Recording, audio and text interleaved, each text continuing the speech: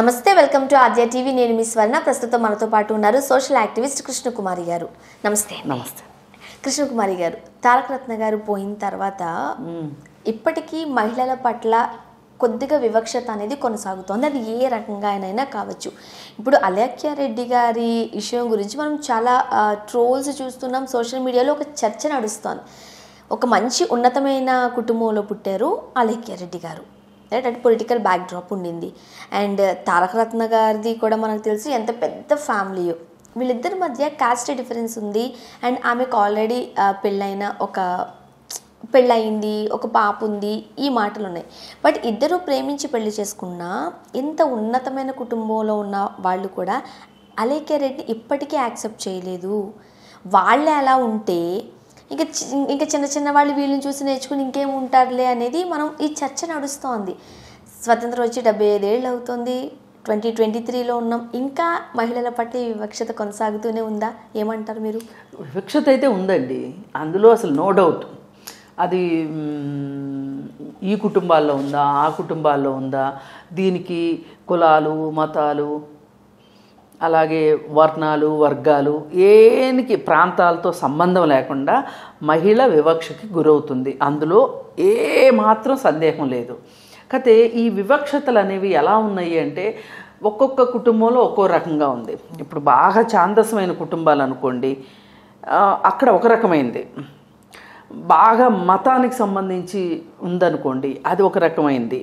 అలాగే డబ్బులు లేని వాళ్ళు అనుకోండి, డబ్బులు ఉన్నవాళ్ళు అనుకోండి, ఎక్కడ చూసినా ఏ మతము కూడా ఒక స్త్రీకి సరైన స్థానాన్ని కానీ సముచితమైన న్యాయాన్ని కానీ మాట్లాడిందే లేదు. ఇది ఓపెన్ డిబేట్, ఇది ఛాలెంజబుల్ టాపిక్. ఇది ఏ మతము అసలు ఒక్కొక్క మతంలో ఒక్కొక్క రకం. ఇప్పుడు హిందూ మతంలో కొన్ని ఉన్నాయి, క్రిస్టియానిటీలో కొన్ని ఉన్నాయి, అలాగే ముస్లిం మతంలో కొన్ని ఉన్నాయి. ఇలా వివక్షలు కొనసాగుతూనే కొన్ని రెమెడీస్ కూడా ఉన్నాయి ఒక్కొక్క మతంలో ఒక్కొక్క రకంగా. ఇప్పుడు హిందూ మతం ఉందనుకోండి, వివక్ష ఉండగా ఆమెను కీర్తిస్తారు. అవును. ఈ కీర్తించే దాని పరదా చాటున వివక్ష ఎంత ఉంది అనేది ఆచారాలు, వ్యవహారాలు, సంస్కారాలు, సంస్కృతులు, వాటిని బట్టి మనకు అర్థమవుతూ ఉంటుంది. ఇప్పుడు ఒకే విధమైన తప్పు స్త్రీ పురుషుడు ఇద్దరూ చేస్తే అక్కడ చూసే కోణం, దృష్టికోణం ఎంత వ్యత్యాసం ఉంటుందంటే ఓన్లీ స్త్రీని మాత్రమే తప్పుగా చూపిస్తారు, మగోడిని మగోడిగా చూపిస్తారు. పైగా ఈ మగవాళ్ళు మేము మగవాళ్ళమి అని చెప్పుకునేంత స్థాయిలో, అంటే మాకు చాలా అండదండలు ఉన్నాయి అనే ఒక ఉద్దేశంలో మగవాళ్ళు ఉండగలగడానికి ఒక మతము, ఒక కులము, ఒక ప్రాంతము సపోర్ట్ ఇస్తుంది అంటే, వాళ్ళల్లో ఉన్న ఆ అభిప్రాయాల్ని పెంచి పోషిస్తుంది అంటే నిజంగా దారుణమైన విషయం. మరి ఇప్పుడు ఈమె విషయానికి వద్దాం, అలేఖ్య రెడ్డి గారి విషయానికి వద్దాం. ఆమె ఒక పెళ్ళయి డివోర్సీ అయ్యి వీళ్ళిద్దరూ ఇష్టపడి పెళ్లి చేసుకోవడము, తర్వాత వీళ్ళకి పిల్లలు పుట్టడము, దాదాపు వీళ్ళకి పెళ్ళి 11 ఏళ్ళు, 3 పిల్లలు వీళ్ళకి. అయితే ఈ రోజుకి అత్తగారింటి దగ్గర నుంచి సరైన ఆదరణ ఆమెకి లేదు అనేది ఇప్పుడు చాలామంది ఆలోచిస్తున్న విషయం. అండ్ మీడియాలో కూడా ఆమెను ఓదార్చుతున్న సందర్భాలు ఎక్కడ మనం లేవు. అంటే మనం ఒకటి చూద్దాం, ఇది కరెక్టా కాదా అనే డిబేట్ తర్వాత ఆ కుటుంబ సభ్యులు ఎందుకు అలా ఉన్నారు అనడానికి వాళ్ళ కారణాలు వాళ్ళకు ఉంటాయి, వాళ్ళ పద్ధతులు వాళ్ళ కారణాలు వాళ్ళకు ఉంటాయి.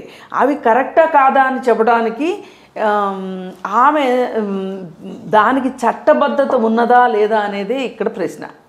ఇప్పుడు చట్టబద్ధత ఏంటి? ఇప్పుడు ఆమె అవునన్నా కాదన్న తారకరత్న భార్య.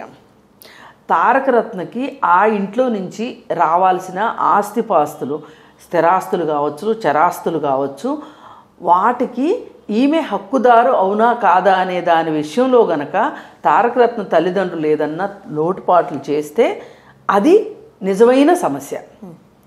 అలా కాకుండా ఆమెను ఓదార్చలేదు, ఆమె ఇంటికి వాళ్ళు వెళ్ళలేదు, ఆమెను ఇంటికి తీసుకొచ్చుకోలేదు, ఇవన్నీ ఏంటి అంటే వాళ్ళ వ్యక్తిగతమైన విషయాలు.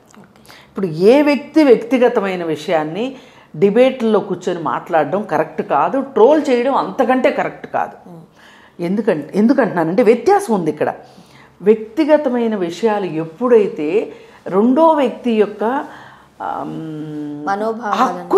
మనోభావాల కంటే కూడా హక్కుల్ని కాలరాసే విధంగా ఉంటే దాని గురించి మాట్లాడాలి.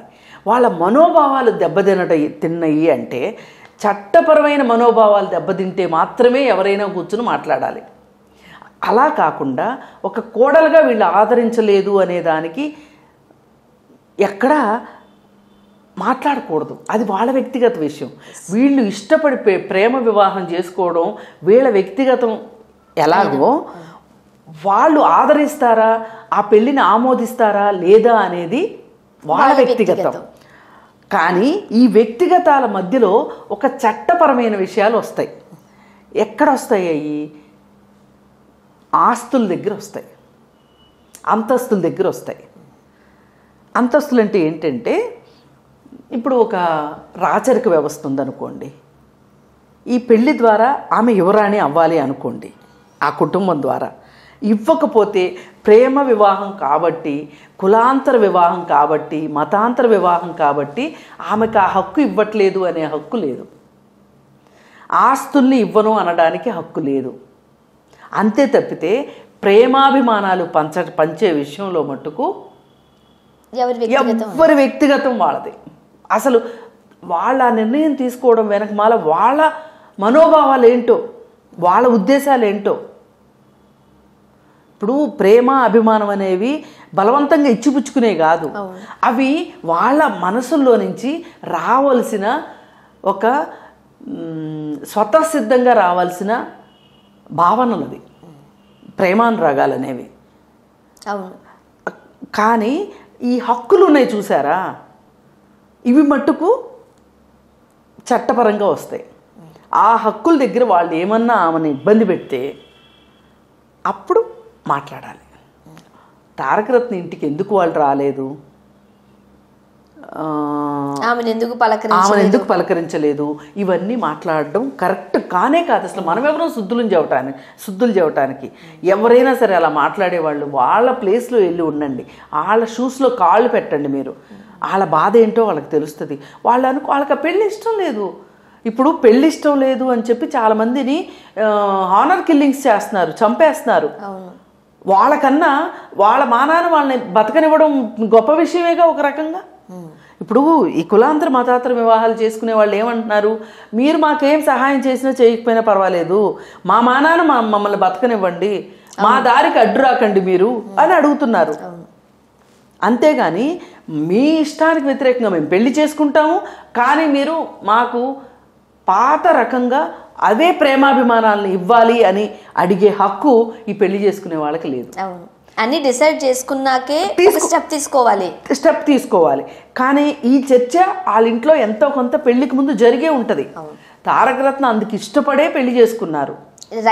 కానీ ఇక్కడ గొప్పతనం ఏంటి అంటే, తారకరత్న మాటకు నిలబడ్డాడు. మా అమ్మ నాన్న వద్దంటున్నారు కాబట్టి నేను వెనక్కి వెళ్ళిపోతాను అంటే ఎవరేం చేయగలుగుతారు? కానీ ఇక్కడ ఇంకొక విషయం ఏంటి అంటే, మామూలుగా మన పాత సామెతల ప్రకారం గొడ్డొచ్చిన వేళ వెడ్డొచ్చిన వేళ అంటారు. ఈ కోడలు ఏమంటా వచ్చిందో మా అబ్బాయికి ఏమీ కలిసి రావట్లేదని కూడా మాట్లాడతారు.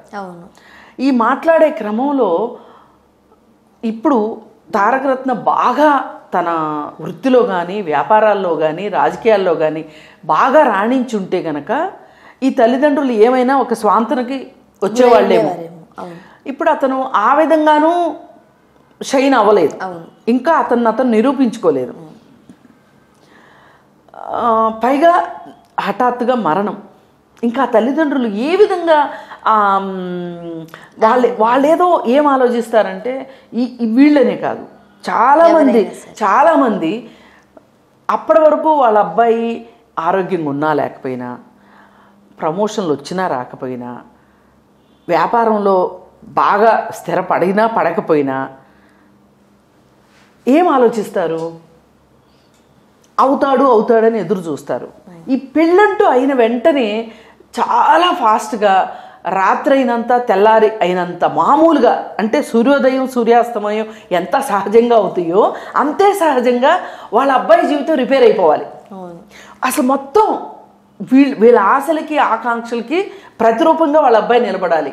ఈ మొత్తం చేయడానికి మీరు కని పెంచి పెద్ద చేసే ప్రాసెస్లో మీకు ఎక్కువ అనుభవం ఉందా మీ అబ్బాయితోటి?